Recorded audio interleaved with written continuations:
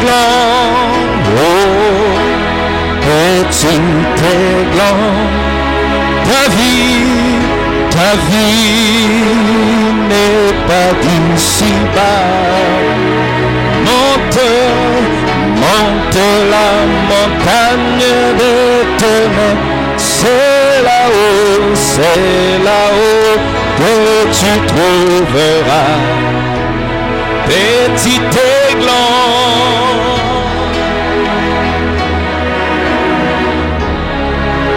Ta vie n'est pas d'ici-bas. Monte la montagne d'éternel, c'est là-haut que tu trouveras la vie, petit aiglon.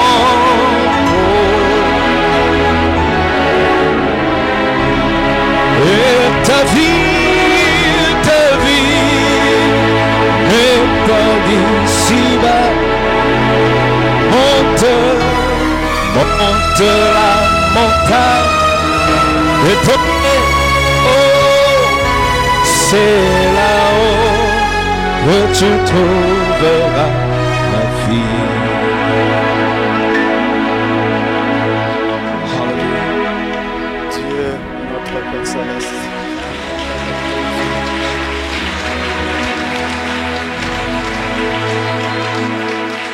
nous approchons de toi sous le sang versé de l'agneau, demandant ton assistance pour la grâce que tu nous accordes d'être encore réunis autour de ta parole. Puisse l'Esprit de Dieu s'emparer de ce moment pour bénir chaque âme et chaque vie et nous amener tous à être plus près de toi et parfaitement préparés pour te rencontrer. Pardonner donc nos imperfections et bénir ce moment que nous allons partager ensemble. Que cette parole est bénie dans nos âmes et partout où ton peuple la suit au nom de Jésus-Christ. Amen. Amen.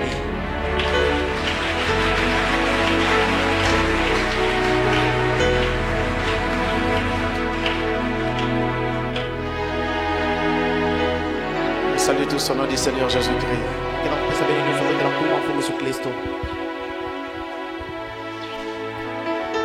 Et nous rendons grâce à notre Dieu qui nous accorde cette occasion d'être ensemble. Alors nous allons commencer par nous lever pour nous saluer les uns les autres.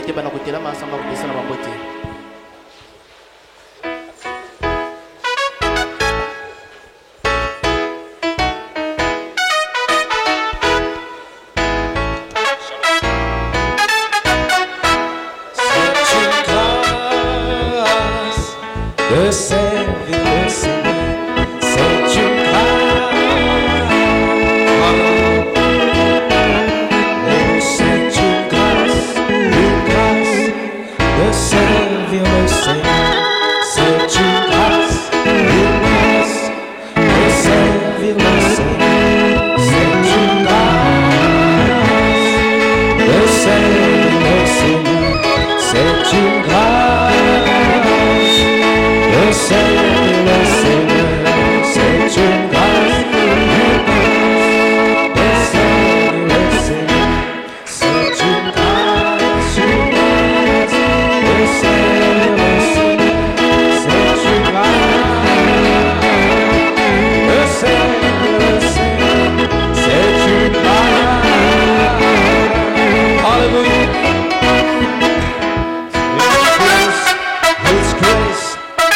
Grace to serve the Lord. His grace, grace to serve the Lord. Merci. Et nous ouvrons dans le livre de Jean, au chapitre 18. Jean chapitre 18. Nous allons lire du verset 1 jusqu'au verset 11. J'aurais bien voulu laisser frère Audrey prêcher aujourd'hui, parce que j'ai appris de bons témoignages que ça s'est passé très bien. Mais vous aviez tellement voulu me voir. Alors j'étais obligé de venir me montrer. Avant de disparaître encore.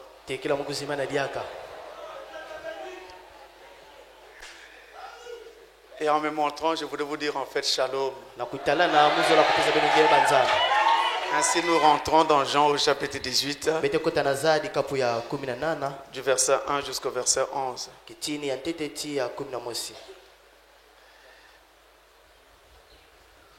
Nous lisons au nom du Seigneur Jésus. Lorsqu'il eut dit ces choses, Jésus alla avec ses disciples de l'autre côté du torrent de Cédron, où se trouvait un jardin dans lequel il entra, lui et ses disciples. Judas, qui le livrait, connaissait ce lieu, parce que Jésus et ses disciples s'y s'étaient souvent réunis. Judas donc, ayant pris la cohorte et des huissiers, en qu'envoyèrent les principaux sacrificateurs et les pharisiens, vint là avec des lanternes et des flambeaux et des armes. Amen. Vous pouvez vous asseoir et nous poursuivons la lecture.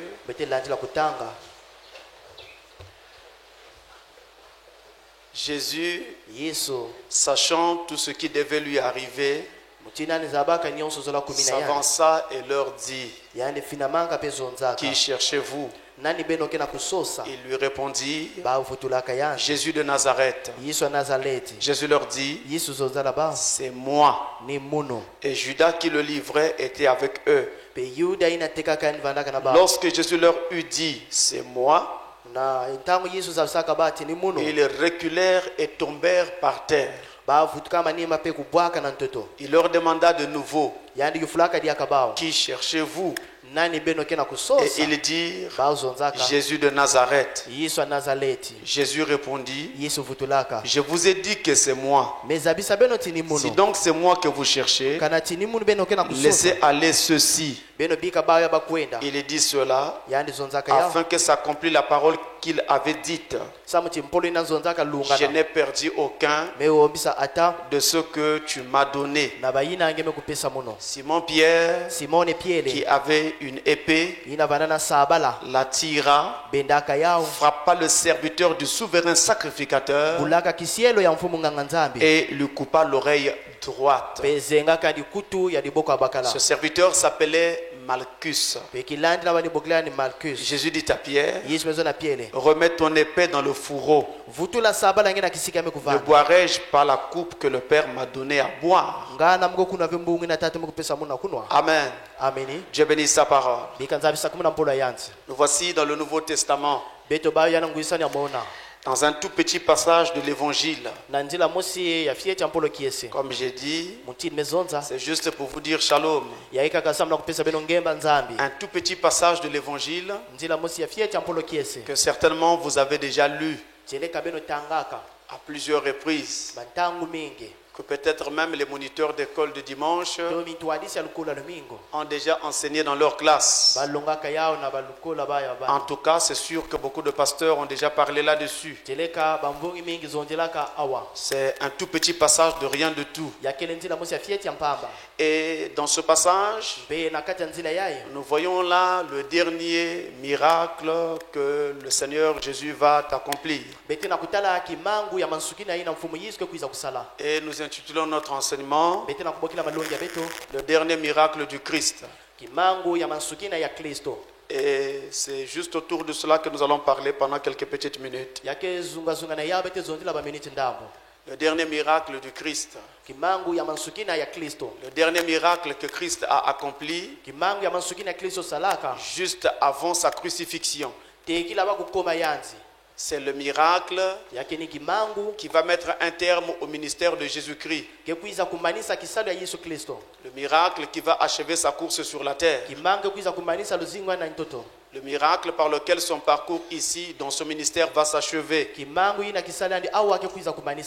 Et la Bible nous dit que tout se passe après la Pâque. Après donc la fête de Pâques, Jésus prit ses disciples et alla avec eux dans un jardin. Et le jardin a été nommé. Il s'agit du jardin du pressoir. Le jardin de Gethsemane. Et Gethsemane veut dire pressoir. C'est dans ce jardin qu'il va donc amener ses enfants, ses disciples. Ils s'enfoncent dans la pénombre de ce jardin. Ils s'enfoncent dans l'obscurité de ce jardin avec ses disciples.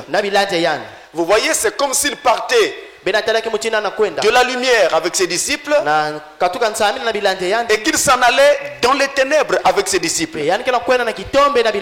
Parce que vous voyez que dans un jardin, il y a beaucoup d'arbres et le feuillage est abondant et donc ça crée de l'ombre partout. Alors on n'a vraiment pas la lumière du soleil en tant que tel. On est dans une sorte de pénombre, une sorte d'obscurité apparente. Et c'est dans cet état que Jésus amène ses disciples. Un état où on ne savait plus trop est-ce qu'il faisait jour ou est-ce qu'il faisait nuit. Vous êtes avec moi? On ne savait pas s'il faisait jour ou s'il faisait nuit.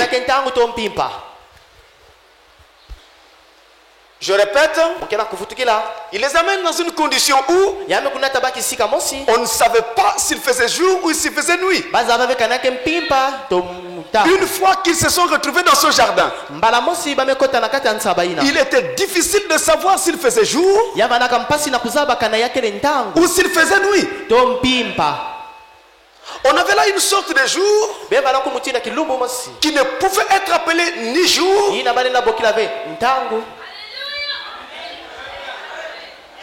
Vous êtes arrivé? Ni jour, ni nuit. C'est là qu'il les amène. Et nous étions dans un jardin. Dans la Bible, les jardins n'ont pas une bonne réputation. Dans la Bible, quand on parle de jardin, ça évoque tout de suite quelque part quelque chose de négatif. Rappelez-vous du jardin d'Éden. C'est là que l'homme connut la chute. Et quand Lot s'est retrouvé à Sodome et Gomorrhe, la Bible dit de Sodome et Gomorrhe jusqu'à Tchoar, c'était comme un jardin de l'Éternel. Mais c'est là que Lot et sa famille chutèrent.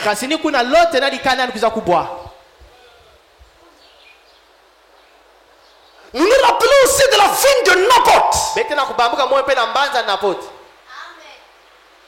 Un jardin où il n'avait planté que la vigne. Et Akab voulait à tout prix prendre ce sol pour en faire un jardin potager où on devait trouver un mélange de semences. Et là, c'est là que Naboth fut tué. Les jardins n'évoquent pas de bonnes choses dans la Bible. Je pourrais continuer comme ça et vous en citer plein d'exemples. Les jardins dans la Bible évoquent d'abord quelque chose de négatif quand on en parle tout de suite. Mais c'est là que Jésus amena ses disciples. Alors il y a forcément un événement semblable à tout ce que je viens d'évoquer qui est sur le point d'arriver dans ce jardin.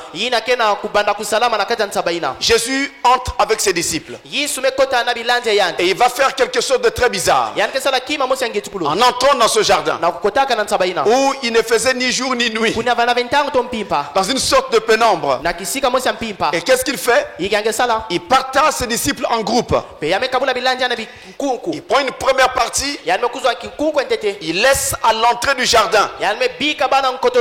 Et pour une autre partie, il va un peu plus loin avec eux. Il les laisse là. Et ce second groupe était formé de Pierre, Jacques et Jean. Et lui-même, il est encore allé plus loin dans la pénombre. Et c'est comme ça qu'il a disposé ses disciples. Rappelez-vous, tous étaient ses disciples. Mais c'est lui qui sépara les groupes. Il mit un groupe à l'entrée. Il mit un groupe vers le milieu. Et lui-même alla plus loin dans la pénombre. Je répète, tous étaient ses disciples. Mais tous ne devaient pas être plus près de lui.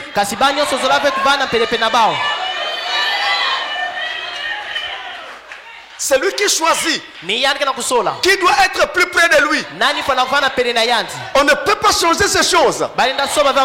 Un groupe s'est tenu juste à l'entrée. Un autre groupe un peu plus près de lui. Mais ce n'est pas eux qui ont choisi ces différentes places. C'est Jésus qui donne à chacun sa place. C'est Jésus qui donne à chacun son rôle. Ainsi, dans cet appel de la foi, tous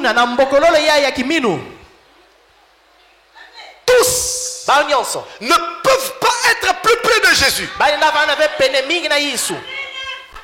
Et tous ne sont pas appelés à jouer le grand rôle.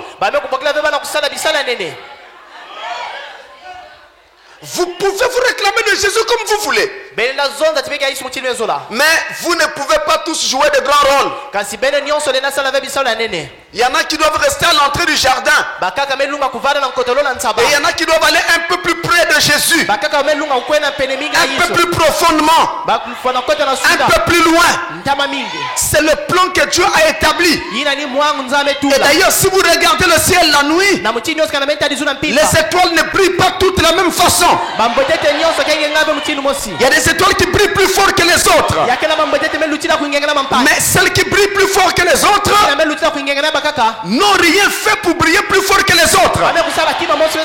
C'est le choix du Créateur.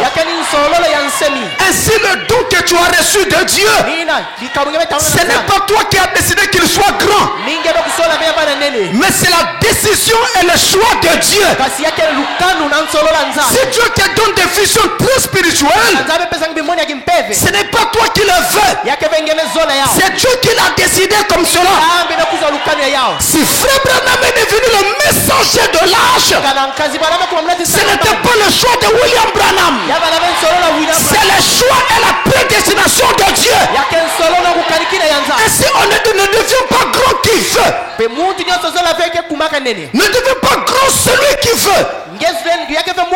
Mais c'est Dieu qui choisit de faire de chacun ce qu'il doit être. Et là, dans ce jardin, pendant qu'ils y étaient, ils vont recevoir une visite, on va dire inattendue, pour les disciples, mais pas pour Jésus, parce qu'ils savaient ce qui devait se passer. Voilà, c'est Judas Iscariote qui arrive, parce qu'il connaissait ce lieu. Jésus s'y rendait souvent avec ses disciples. Il le savait, et il savait où est-ce qu'il fallait le trouver à cet instant-là. Ainsi, il conduisit ce groupe à cet endroit-là.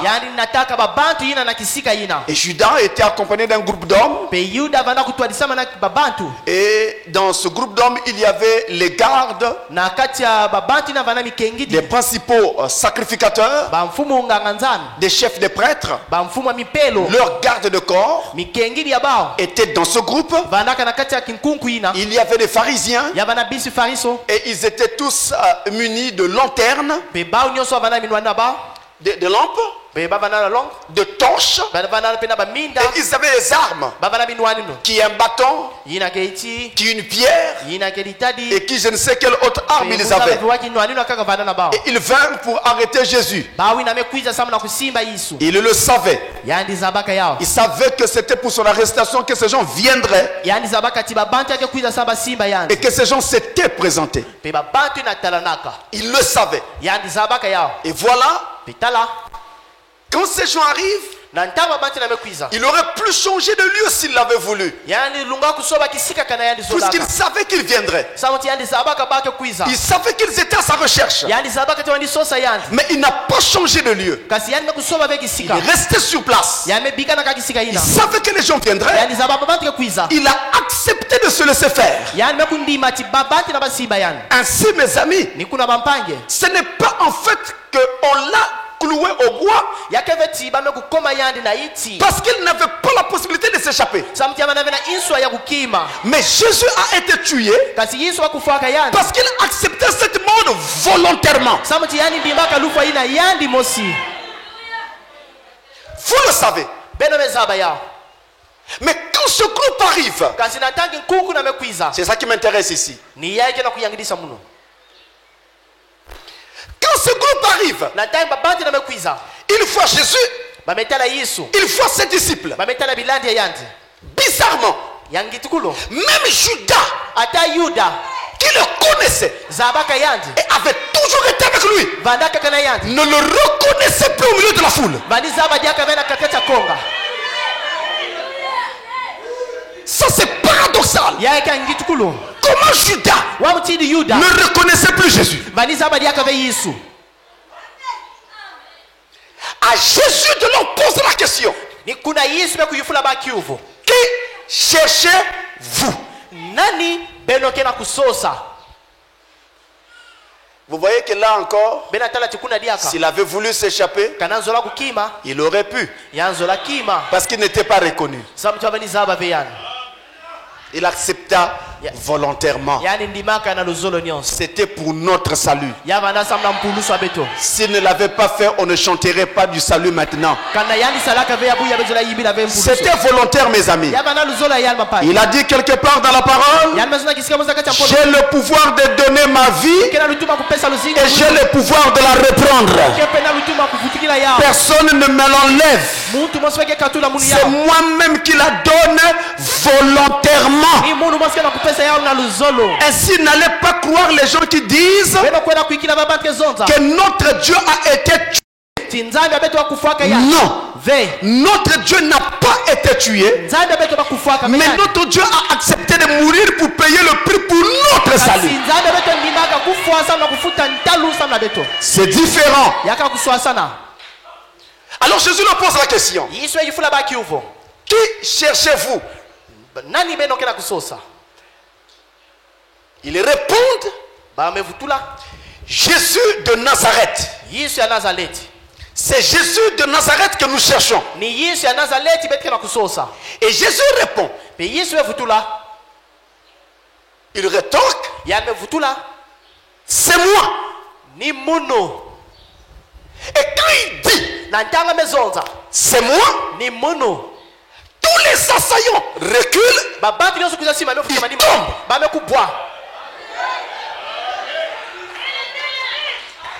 Qu'en fait-il dit de particulier pour que les assaillants reculent et tombent? Faites attention quand vous lisez la Bible. Jésus répond: c'est moi. Quand ils entendent ces paroles, ils reculent et ils tombent. Mais qu'est-ce qu'il avait dit de particulier?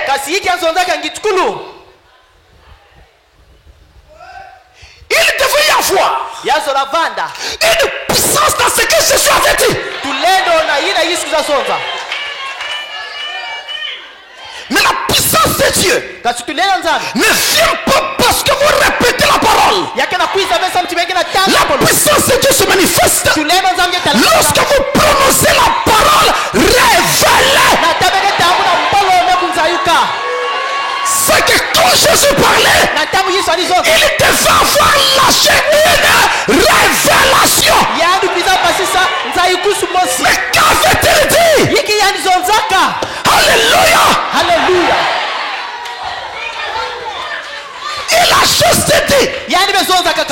moi. ni munu Et les enseignants tombent. be babantu za nsima inokubwa Comment cela? wa mutindo Écoutez très bien. bedo kuwa mbote Rejouons la note. beto futikile diaka Et on va la rejouer lentement. beto futikile malembe Lentement. malembe Pour que chacun saisisse. samuti bosa musikubakula Qui cherchez-vous? nani benokela kusosa Jésus de Nazareth. Yesu ya Nazareti Il rétorque. yani mefutula C'est moi. ni mono C'est ni moi. mono En français, na lumputu cela veut dire yazola kuzonza je le suis. mono kele En français, na lumputu on dirait encore bakezonza diaka je suis. mu kele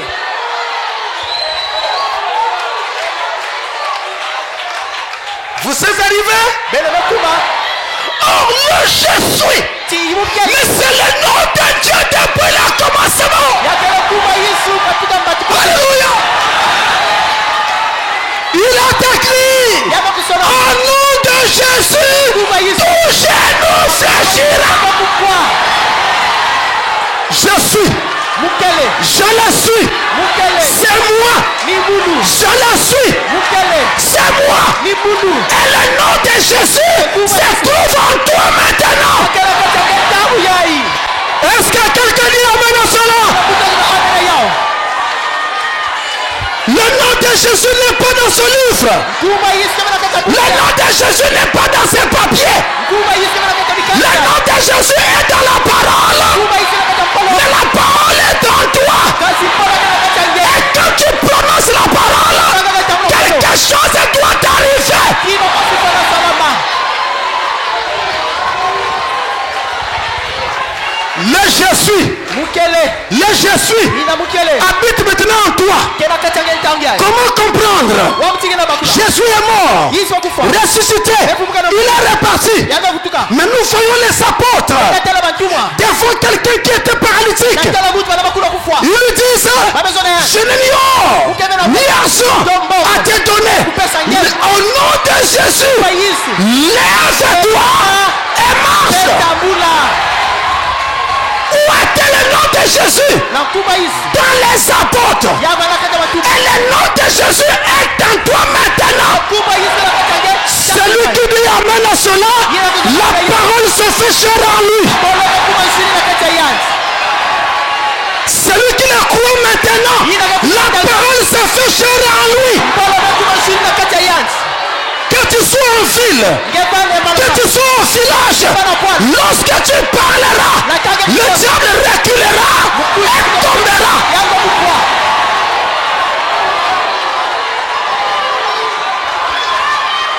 J'ai besoin de quelqu'un qui peut le croire. mukela saka mutu na J'ai kuikina besoin de quelqu'un qui peut le croire. mukela saka mutu na kuikina ya Tu parles, yake le zote diable recule et il tombe. pera kukwa Il y a une puissance. yake na Il y kulendo a une puissance yake na kulendo dans cette parole-là. kata polo yina Alléluia. haleluya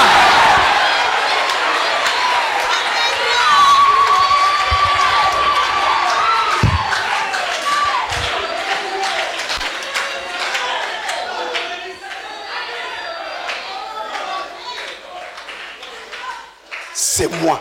ni mono Vous voyez? benatala C'est je suis. yake ni bukele C'est le nom de Dieu. yake na nkuma nzara Et toute la puissance se trouve là. tulele ndio sena katikuna Toute la puissance se trouve là. tulele ndio sena katikuna Et vous savez, bemezaba nous n'avons pas besoin d'un tissu avec des nœuds. On a mis des plumes, des os dedans. bekeme na sote akitenda na makoloba metula babima na On katikuna doit amener partout. befo na kunata Tu rentres à la douche pour te laver, tu enlèves d'abord.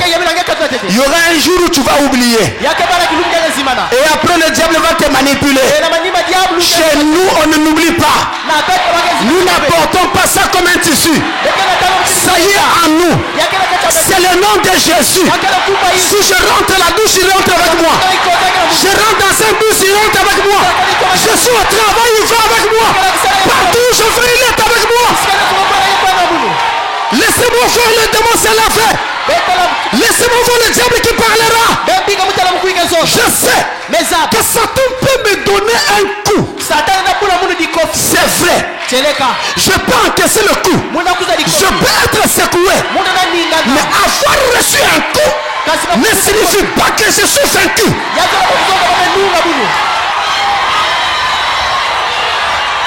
C'est une bagarre. C'est un combat. J'ai reçu un coup. Mais à la fin, je gagne le combat. Parce que le Jésus, le Jésus qui habite en moi, ne faillit jamais. Est-ce que la foi de l'épouse monte à présent? Est-ce que la foi de l'épouse monte à présent? Est-ce que la foi de l'épouse monte à présent?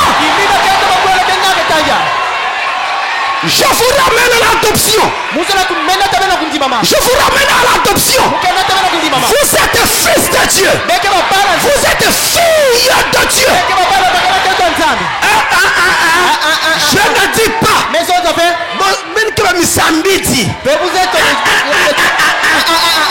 Je ne dis pas que vous êtes des prieurs. Je dis vous êtes fils de Dieu. Vous êtes fille de Dieu. Ce que vous dites, c'est un prince qui parle. C'est une princesse qui parle. Avec le nom de Jésus dans son cœur.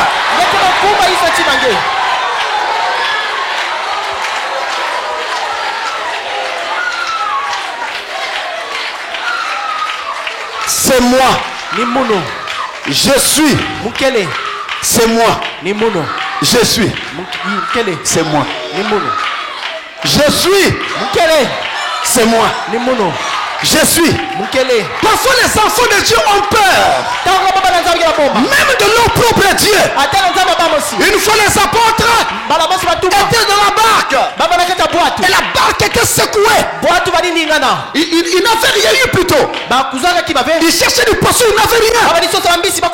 Vers le milieu de la nuit, ils ont vu quelqu'un marcher sur les eaux. Venant. Ils ont eu peur.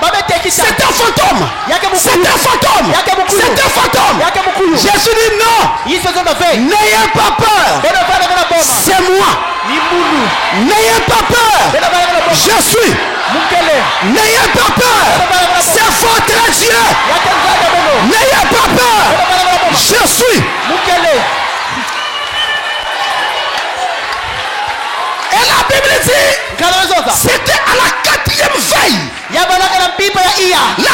veille de la nuit. Il marchait sur l'eau. La 4e veille, nous sommes dans l'ange de la Odyssée. C'est quoi un fantôme? Un fantôme, c'est un revenant. Il était mort. Il revient sous une autre forme. Non, je ne vais pas plus loin.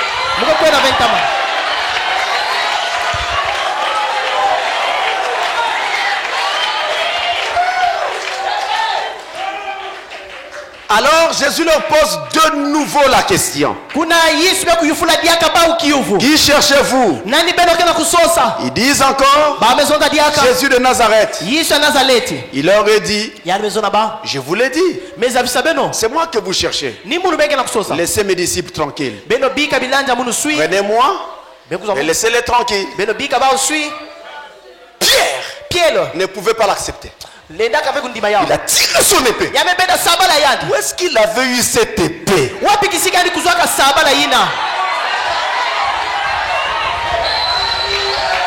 est-ce qu'il avait eu cette épée? Et comment a-t-il fait pour quitter là où ils étaient jusqu'au jardin avec Jésus, son épée au côté? Et Jésus ne voyait-il pas cette épée-là?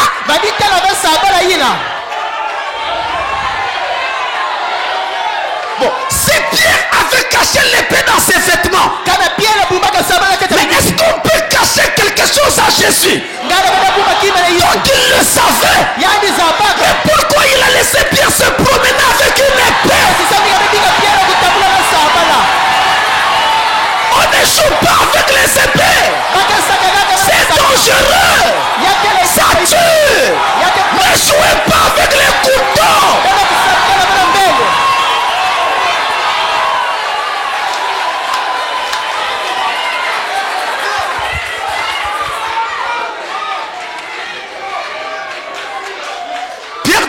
précision.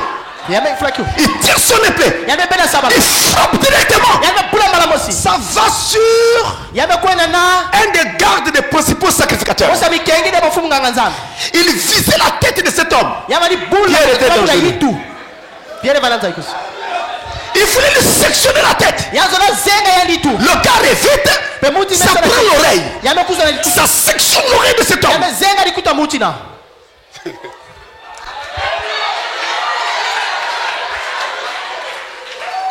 Et bizarrement, la Bible dit Pierre coupa son oreille droite.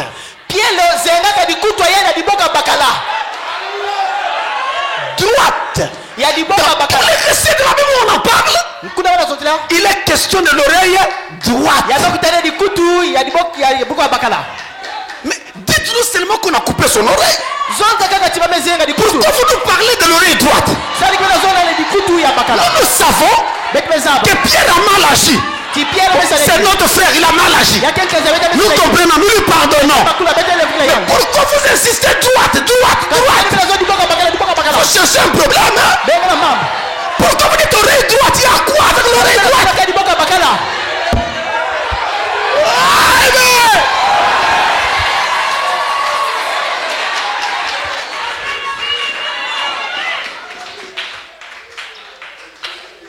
Et Jésus va dire à Pierre, Pierre, non. Ne fais pas ça. Arrête. Et qu'est-ce qu'il fait? Il prend l'oreille. Il vient remettre. L'oreille se remet à sa place. Sans cicatrice. Sans goutte de sang. Qui a donc celui-ci qui peut toucher une oreille et l'oreille se remettre à sa place? N'est-ce pas le Créateur lui-même?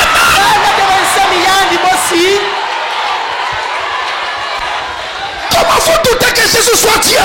Il est fils de Dieu, je sais. Mais il est aussi Dieu. Il était un homme, je sais. Mais il est aussi Dieu.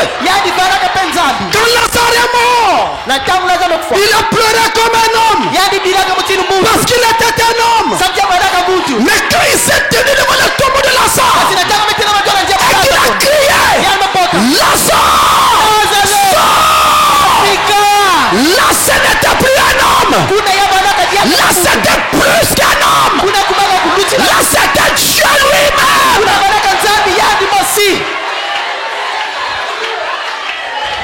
Quand il dormait de la barque, fatigué du voyage, là c'était un homme. Quand les vents sont venus et qu'il s'est réveillé, il a mis un pied sur le bord de la barque. Il a regardé le vent avec colère. Et il a crié, tempête, là ce n'était plus un homme. Là c'était plus qu'un homme. C'était Dieu lui-même. Un jour je dis, Jésus est Dieu.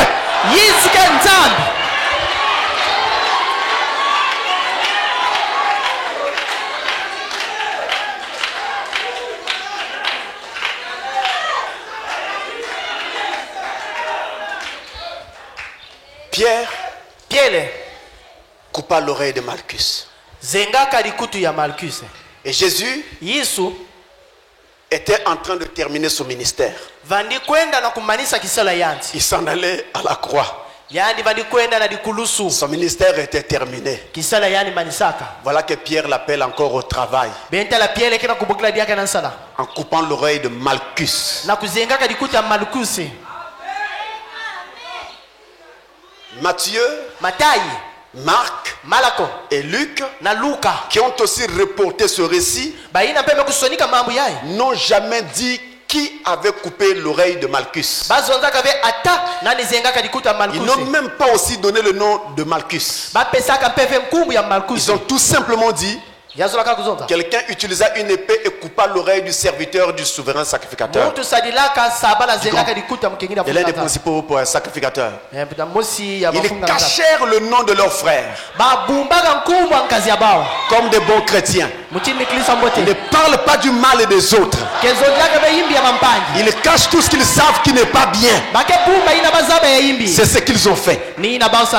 Mais Jean, qui va écrire plus tard par rapport à Pierre, Jacques et Pierre, Marc et Luc, Jean va écrire plus tard.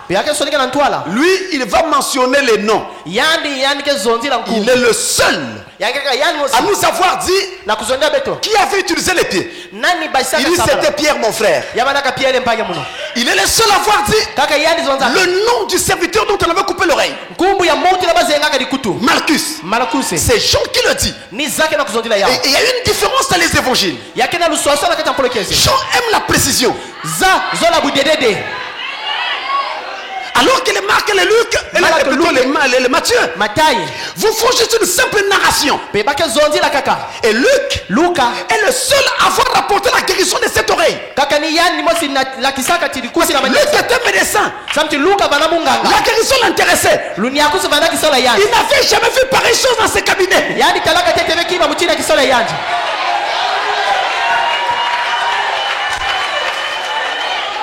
Alors il est obligé d'en parler. Le fils de l'homme Jésus toucha l'oreille de Malchus. Et cette oreille fut restaurée. Mais seulement l'oreille qui avait été coupée par le pasteur Pierre.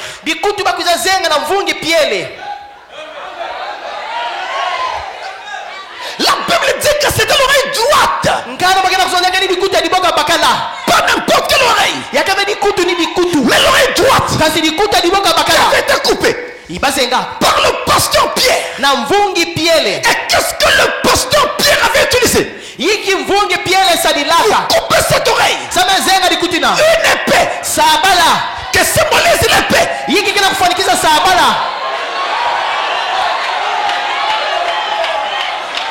Vous êtes en train d'arriver. La Bible n'est pas un livre d'histoire. La Bible est un livre de prophétie. L'épée symbolise la parole. Et quand le pasteur arrive, il fait quoi? Faut qu'il fume, faut qu'il buve, faut qu'il commette adultère, faut qu'il fête, faut qu'il fête. Il est en train de couper les oreilles de Malchus. Mais pourquoi l'oreille droite? Là, nous avons besoin de la science.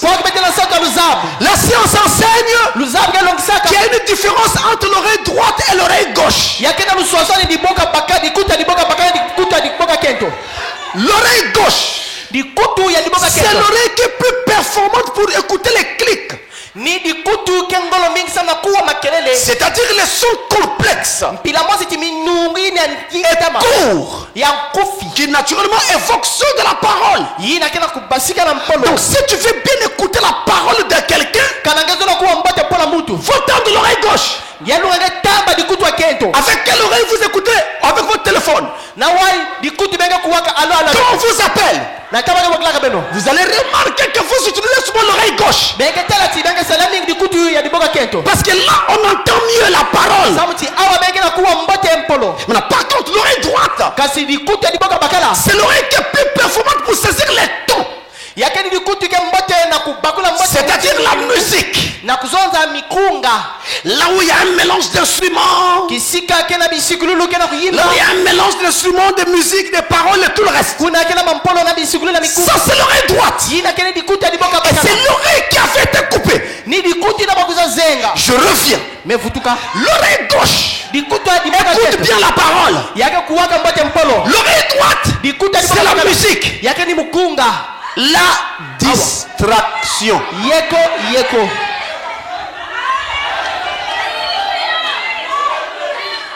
C'est pourquoi cette oreille devait être coupée. Il a coupé cette oreille droite. La distraction dans l'église. Faut qu'il fumait, faut qu'il buvait, faut qu'il commentait à douter. C'est la distraction. Coupe cette oreille. C'est bien, pasteur Pierre. pierre, c'est bien. Maintenant, tu as fini de couper. Tu as sanctifié l'église. C'est très bien. Maintenant, remets l'oreille.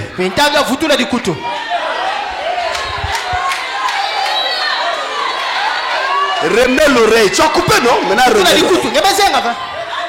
C'est facile de dire à quelqu'un, ça c'est mal, ça c'est faux, ça c'est contraire à la parole, ça c'est le diable. Oui, donne-lui la vie de cette chose-là.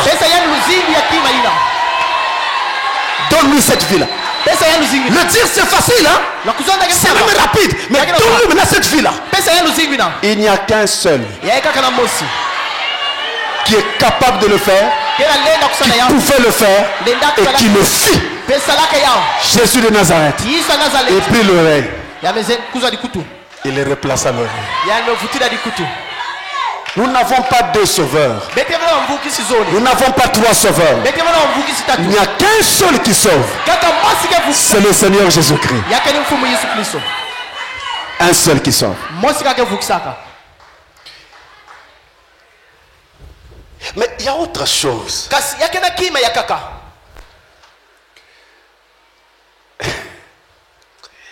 Vous savez, quand on dit qu'un homme est dans la confusion, cela peut être relatif à ce qu'il voit. Il ne comprend pas bien ce qu'il voit. Il confond les choses. On dit qu'il est dans la confusion. Cela peut être en rapport avec ce qu'il entend. Les choses sont mélangées. Il ne perçoit pas bien. Alors il ne le conçoit pas bien. On dira aussi qu'il est dans la confusion. Le cerveau va analyser les signaux que vont lui donner les yeux et l'oreille. Et donc, par ces deux canaux, particulièrement, on va arriver soit à la clarté, soit à la confusion. Et quand Malchus arrive dans le jardin, il est venu avec son oreille collée à sa tête. Après, il s'est vu voir son oreille sectionnée. Et finalement, l'oreille a été restaurée. Il est venu avec une certaine compréhension que Jésus était un brigand et qu'il fallait l'arrêter. Après, il voit un homme qui veut faire ce qu'aucun de ses sacrificateurs ne faisait. Ça change sa compréhension. Ça change son entendement. Je reviens. Quand il arrive au jardin, son oreille est collée à sa tête. Après, cette oreille est sectionnée. Et finalement, cette même oreille est restaurée. L'oreille symbolise l'entendement. Quand il arrive, il avait un premier entendement, une certaine compréhension de Jésus. Après avoir vu le miracle qu'il a vu lui-même, sa compréhension change. C'est l'oreille restaurée. Cette fois-ci, l'oreille qui est restaurée n'est plus comme l'oreille qui était là avant. L'oreille d'avant n'avait pas été touchée par Jésus. C'est l'oreille d'après que Jésus avait touché. Et là nous sommes en plein dans une prophétie. La Bible annonce. Et notez que c'était à la fin de son ministère que Jésus le faisait. Donc un type de la fin des temps kidimwa basukina ntango quand le programme se terminerait, na ntango mwangu kemalisa c'est là qu'il accomplit ce miracle. ni kuna kila kulungisa En kimaya restaurant l'oreille, na kufutula kali kutu ça nous amène en pleine nation de prophétie, yakena kukotisa betu na mbikulu touchant les temps de la fin, na kusimba kama ntango basukina où il est annoncé kuna bana kusamuna que dans les derniers jours, tina biluma basukina dit Dieu, maison za nzambi mon peuple konga muno ne sera plus jamais dans la confusion. kebana diaka be atanga kata voix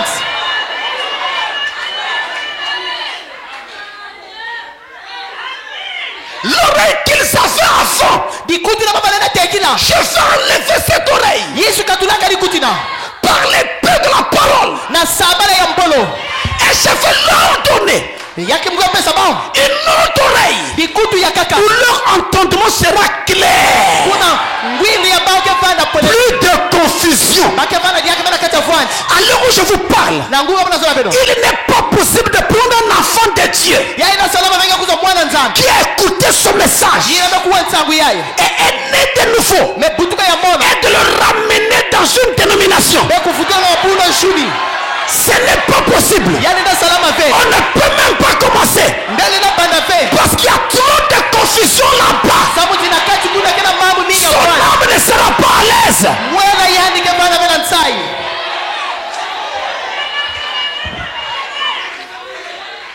Son âme ne sera pas à l'aise. mwela yani kevanda bena kata nsai Au ces derniers jours, na biluma basuki na yaye il a été annoncé basamunaka que le peuple de Dieu ne sera plus jamais dans la confusion. tikonga nzambi kevanda diaka bena kata soni La parole entière sera révélée. mpola ya vimba kenzayuka Nous ferons les choses clairement. betetala bamambo Et pwelele à partir de là, katuka kuna chaque chose que dit la parole kiba nyonso mpola kezosa sera claire pour nous. yake bana pwelele sama beto Plus personne ne peut venir te parler des femmes qui prêchent. muntu ninakuza zoni ya beto ya ketre longa Femme pasteur, ça n'existe pas. keto vunyi yakeleve Des femmes diacres, ça n'existe pas.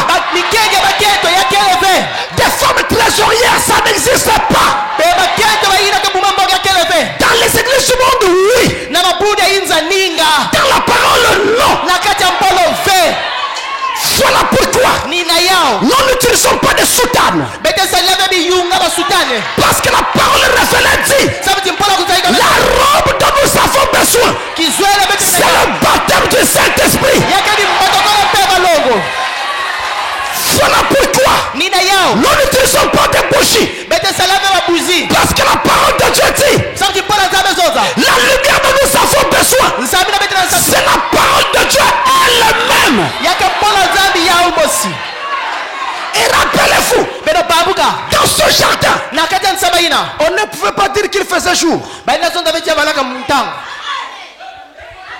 On ne pouvait pas dire non plus qu'il faisait nuit. balina zonza pepe ya bana mpimpa Ils étaient dans une sorte de pénombre. yabalala kati ya mwa kitombe Une sorte de jour mwa mchinda kim qui n'était ni jour yina balaka ve ni nuit. to mpimpa Ils étaient dans cette atmosphère-là. babana kati ya kimpeve ina C'est quoi c'est? yake iki Ça se marie à cette prophétie. yake na kuvukana na mbigululu Et ya il est annoncé. basambunaka Ce sera un jour yake bana kilumosi qui ne sera appelé bake bokila ve ni jour mwini ni nuit. bake bokila ve mpimpa Mais vers le soir, kasi na nkokila vous êtes arrivés. bele bakuma Vers le soir, na nkokila la lumière apparaîtra. amina ke basika C'est ça le message du temps de la fin. ya insama ntango masuki Nous sommes dans un jour terrible beke na kiluma ngituku où les choses ont été embrouillées. yina bamava laka Et le message est venu tout restaurer. nsango bakwiza kufutula nyonso Maintenant nous savons ntanga betu ezaba où nous en sommes wapi kisika betu et kele où nous allons. pe wati sika betu na kwenda Une dernière chose.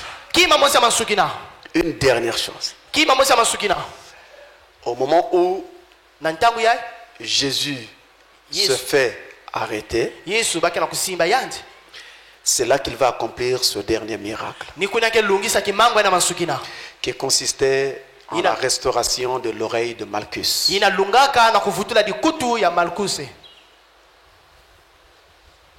Mais kasi Malchus était un ennemi de Jésus. malkuse banaka mbeni ya yesu Et Malchus était venu pour arrêter Jésus. pe malkuse kuizaka sami yani simba yesu Malchus était avec le groupe qui venait pour arrêter Jésus. C'est pourquoi il était là. Il se retrouve en difficulté. Et que fait Jésus? Il le guérit.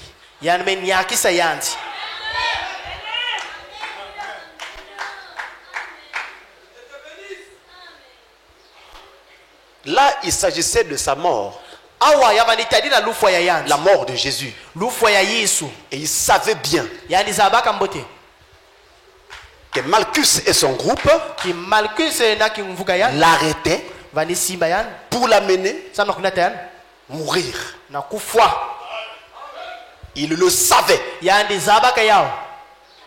Mais à cet instant-là, celui qui venait le prendre pour l'amener mourir se retrouve avec l'oreille sectionnée. Il aurait pu dire, c'est bien,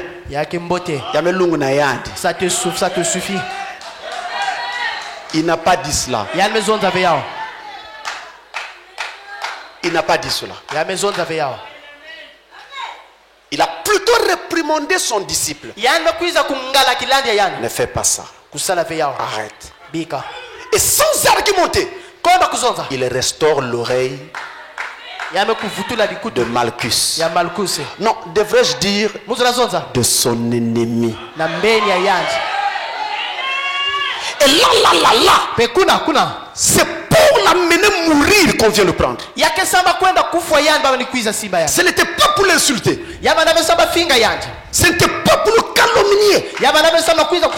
Mais c'était pour plus que cela. La mort. Mais à cet instant de la mort, son ennemi se retrouve en difficulté. Il guérit son ennemi. C'est le dernier miracle accompli par Jésus. Alors je poserai la question. Si c'était toi, tu ferais quoi à cette heure-là? En face de ton ennemi.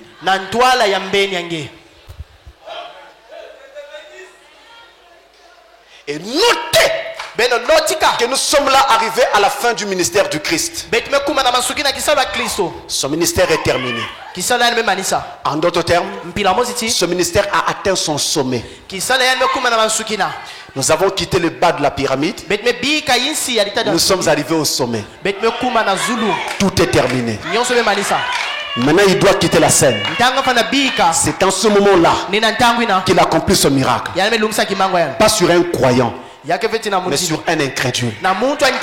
Et de surcroît son ennemi.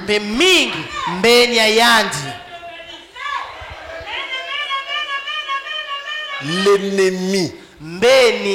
Ce n'est pas que non, on m'avait dit qu'il était mon ennemi. Non. Le monsieur est là dans le jardin. Il est venu le prendre pour l'amener mourir. Et à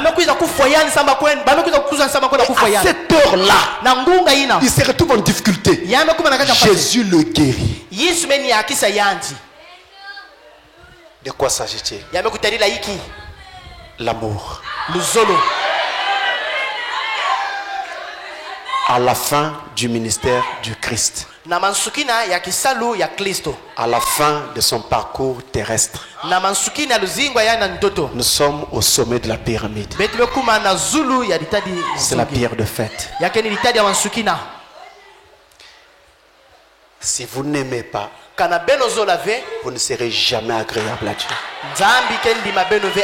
Si vous aimez ceux qui vous aiment, en quoi vous êtes fille de Dieu? En quoi vous êtes fils de Dieu? Mais être capable d'aimer celui que tu sais qui ne t'aime pas et qui raconte tout et n'importe quoi sur toi, ça, c'est la maturité. Ça, c'est la fin du ministère du Christ.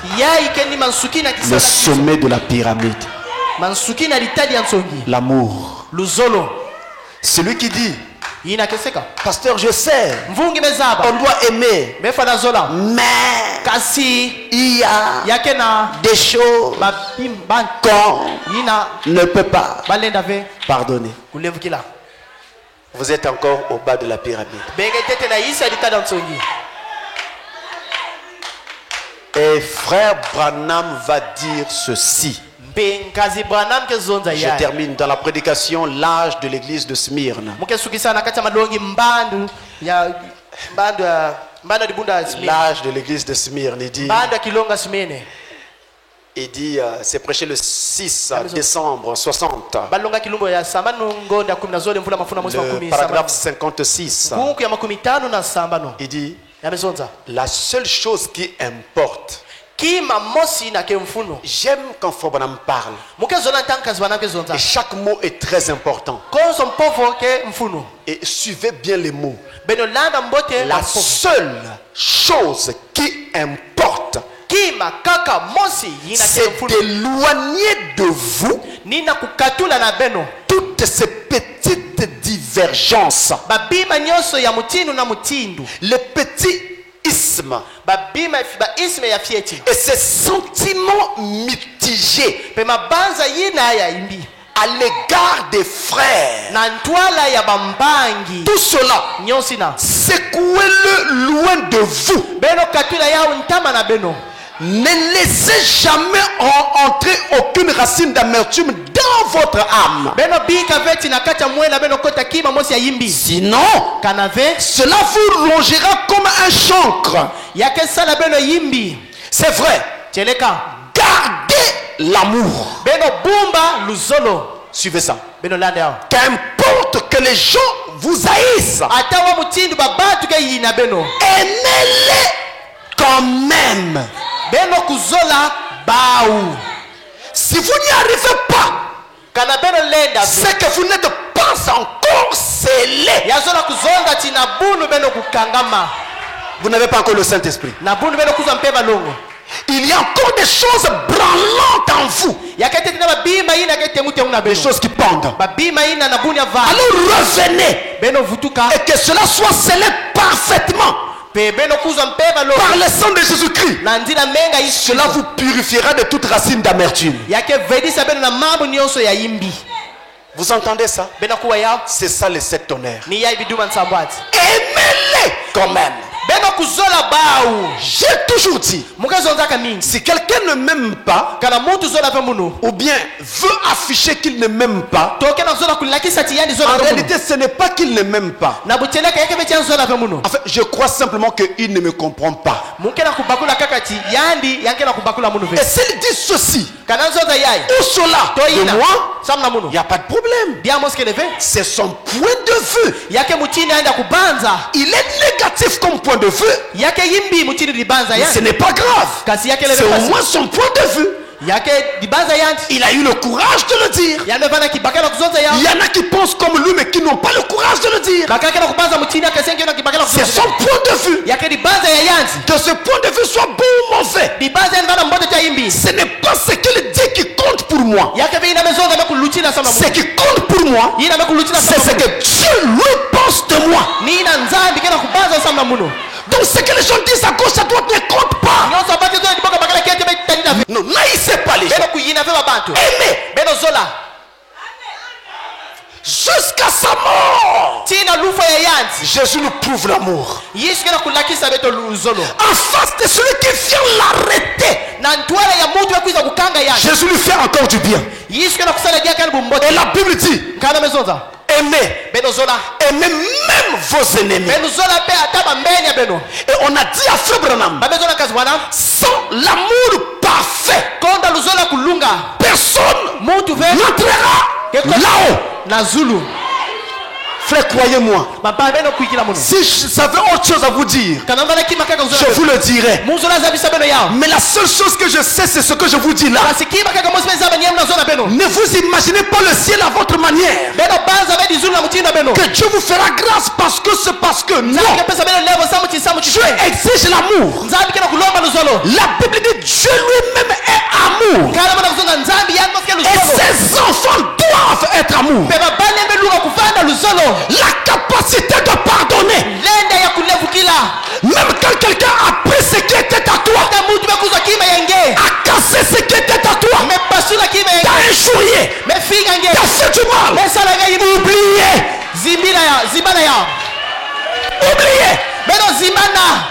Ça n'a pas d'importance. Ce n'est qu'un être humain qui s'est perdu de chemin. Il a perdu son chemin. Si vous rencontrez quelqu'un dans la rue qui vous dit, monsieur, excusez-moi, ou comment ferais-je pour arriver à tel endroit, je ne me retrouve pas, vous n'allez pas l'envoyer balader. Vous lui renseignerez au mieux de vous-même. C'est pareil pour celui qui se comporte mal ou se méprend vis-à-vis de vous. Il a seulement perdu le chemin. Soyez patient. Attendez.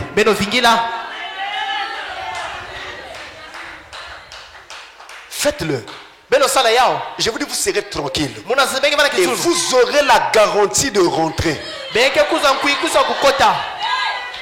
Et Jésus nous montre cet acte dans la pénombre du jardin de Gethsemane. Parce que justement dans ce monde, tout est fait de façon que vous puissiez haïr les gens. Les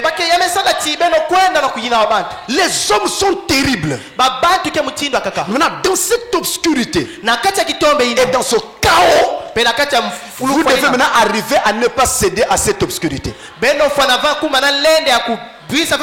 Gardons l'amour. On a dit à Frère Branham,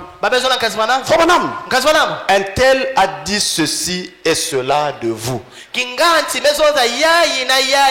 Frère Branham répond, je multiplie cela par 0. Et il a continué son chemin. C'est tout ce qu'il faut faire. Voilà le dernier miracle du Christ. L'amour exprimé sur son ennemi Malchus.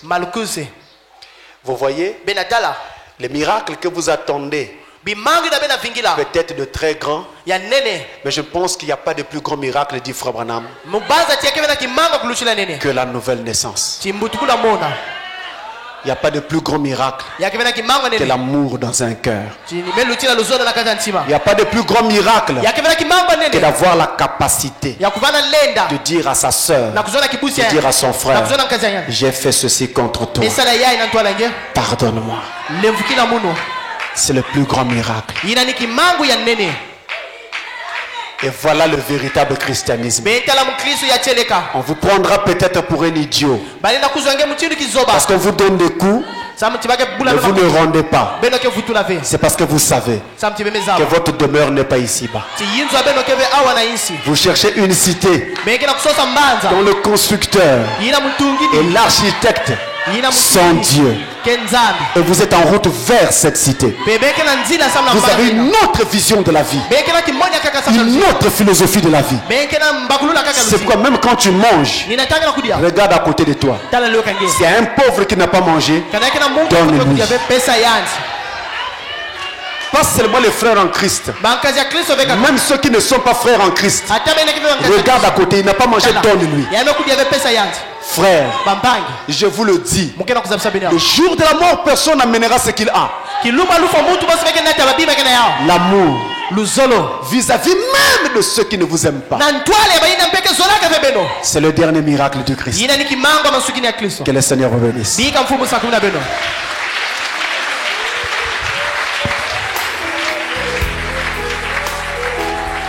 Yesu wankula, Yesu wankula mwelani, yebwa bunza yakitulwa, yebonsozu muvavanza, uyetiza yavulusi. Oh Alléluia, Zulujo, Dimeniko, Tatsimani, Yekosokwe, Navolosi, Dizuluje, Nakunape. Oh Alléluia. Dieu, Dimenico, Tatimani, Ukosokwe, Navolusi, Izuluje, Nakunape, Zayako, Vosulutio. il n'y a pas si longtemps que j'étais ainsi possédé.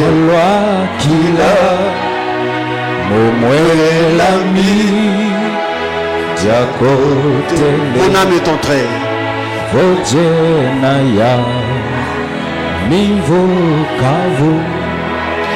Oh, alléluia.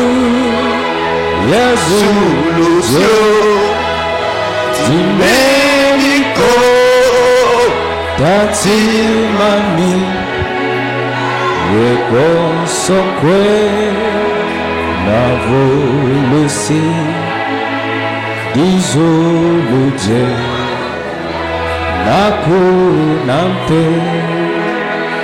Que chacun se le mette à Dieu en prière. Rappelez-vous de ce dernier miracle du Christ.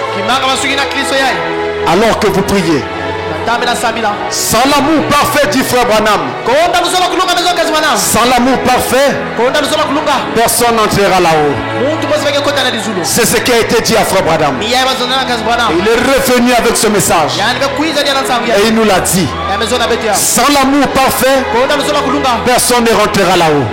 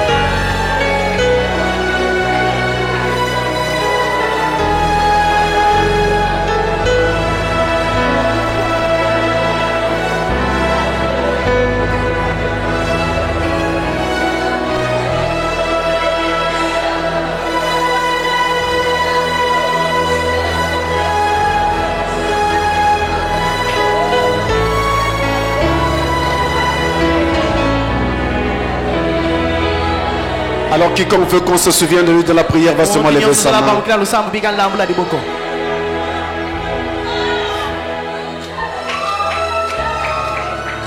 Dieu notre Père,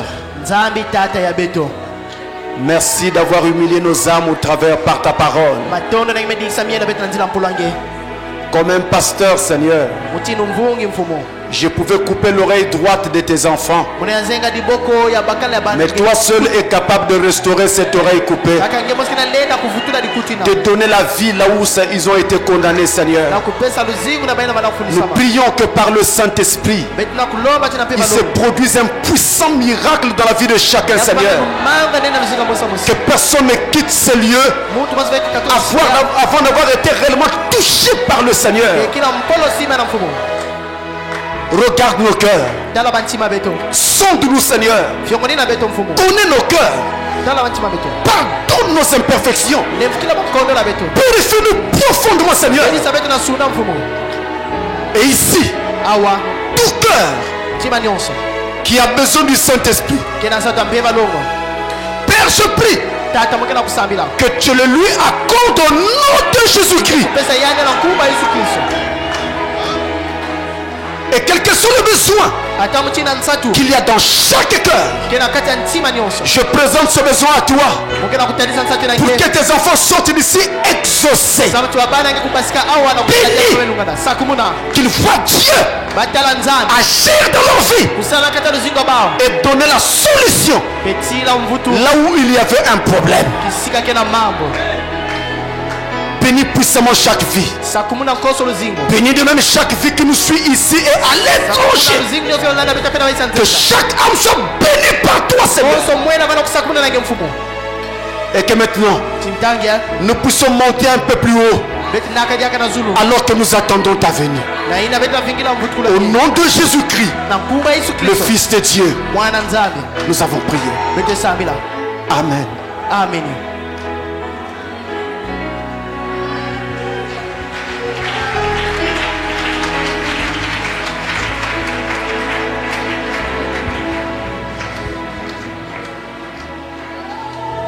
Alors que le Seigneur vous bénisse richement. Que le Seigneur vous bénisse richement.